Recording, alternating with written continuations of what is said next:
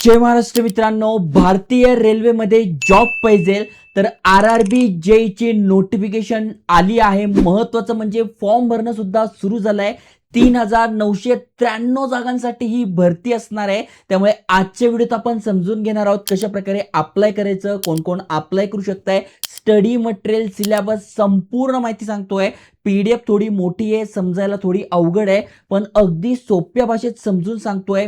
तुम्ही तुमच्या फॅमिलीमध्ये कोणाला परमनंट सरकारी जॉब पाहिजे असेल तर नक्की त्याच्यासोबत शेअर करा, कारण की भरपूर सारे एज्युकेशनल इन्फॉर्मेशन व्हिडिओज आपण आणतोय. आता ऑफिशियल नोटिफिकेशनवर जाऊन संपूर्ण माहिती समजून सांगतो.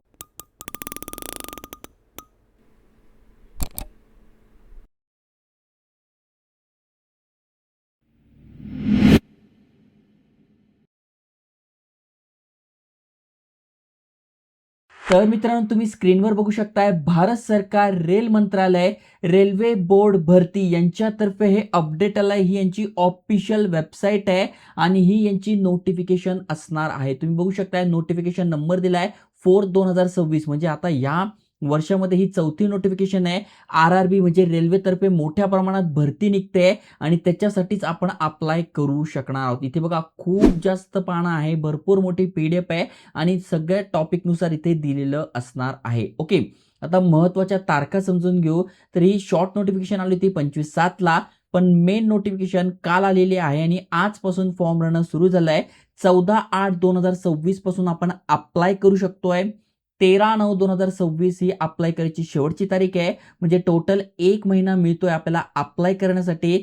पेमेंट करायची शेवटची तारीख 15/9 असणार आहे आणि बाकीची सगळी माहिती तुम्हाला इथे दिसून जाईल. आता यासाठी सॅलरी किती किती जागा असणार आहे तुम्ही बघू शकताय. व्हेरियस पोस्ट असणार आहे, ज्युनियर इंजिनियर वगैरे अशा अनेक साऱ्या पोस्ट आहे. लेवल 6चा आपल्याला सॅलरी मिळते.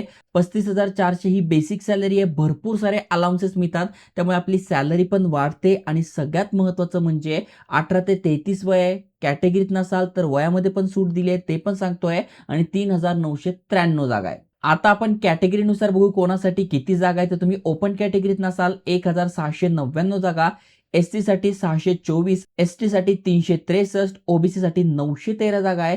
ईडब्ल्यूएस मधून असाल तर 101 जागा, अशा टोटल 3,993 जागा आहे.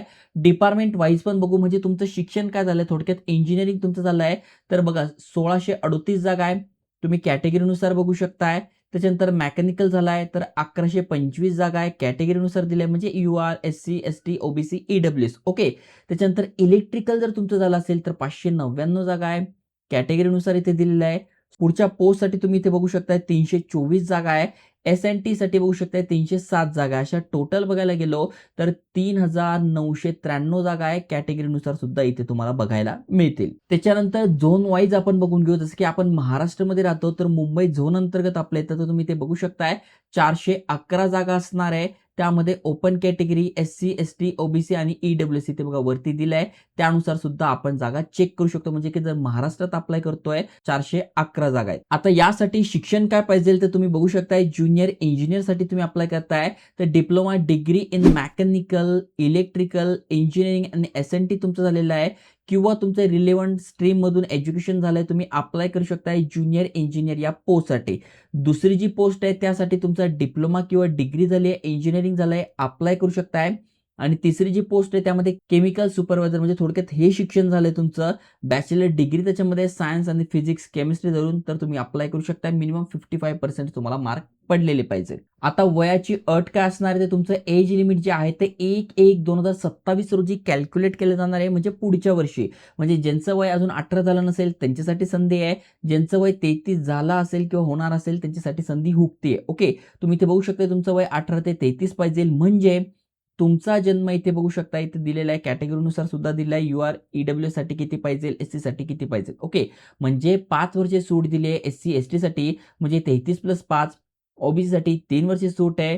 त्याच्यानंतर एक्स सर्व्हिसमॅन साठी सूट आहे. पीडब्ल्यूबीडी कॅन्डिडेट आहात तर 10, 13, 15 अशी तुम्हाला वयामध्ये सूट मिळते. त्यानंतर यासाठी ऍप्लिकेशन फी किती आहे, तर ओपन कॅटेगरीत नसाल तर ₹500 फी आहे.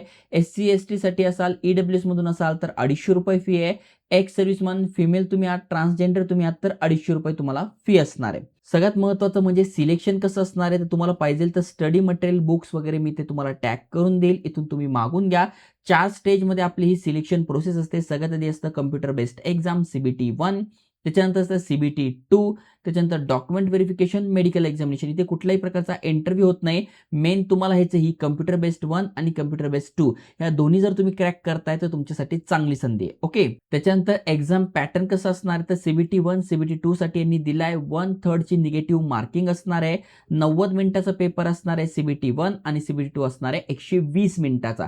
CBT 1 मध्ये बघू शकता 100 क्वेश्चन आहे, याच्यामध्ये 150 क्वेश्चन असणार आहे.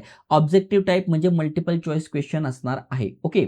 मिनिमम पर्सेंटेज किती पाहिजे कॅटेगरीनुसार सुद्धा इथे दिलेलं आहे, जर का तुम्हाला इथे पुढच्या स्टेजला जायचं आहे. त्यानंतर सब्जेक्ट कुठले आहे, तर पहिल्यासाठी mathematics, general intelligence and reasoning, general awareness, general science, 100 प्रश्न 100 मार्कांसाठी असणार आहे. 90 मिनिटं मिळणार आहे पहिल्या परीक्षेसाठी. आणि दुसऱ्यासाठी बघू शकता general awareness, physics and chemistry, basic of computation application, basic of environmental and pollution control, technical ability 100 प्रश्न 100 मार्कांसाठी, म्हणजे बघू शकता 150 प्रश्न 150 मार्कांसाठी 120 मिनिटे आपल्याला इथे मिळणार आहे. मीडियम ऑफ एक्झाम कशामधून असणार, तर CBT 1, CBT 2 available in English, Hindi आणि 13 रिजनल लँग्वेज.